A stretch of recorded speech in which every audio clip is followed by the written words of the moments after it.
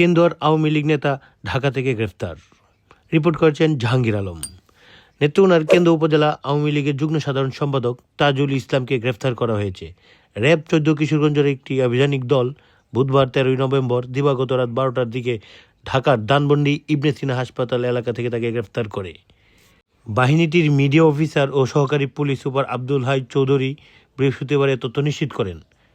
জানা গেছে, কেন্দ্র উপজেলা সদর থানা গেট এলাকায় Tanzim shopping point and gift corner নামক একটি ব্যবসা প্রতিষ্ঠানের মালিক মুবারক হোসেন গত 21শে আগস্ট স্থানীয় থানায় তাজুল ইসলাম সহ কিছু সংখ্যক আওয়ামী লীগ নেতাকর্মীদের বিরুদ্ধে দ্রুত বিচার আইনের একটি মামলা দায়ের করে।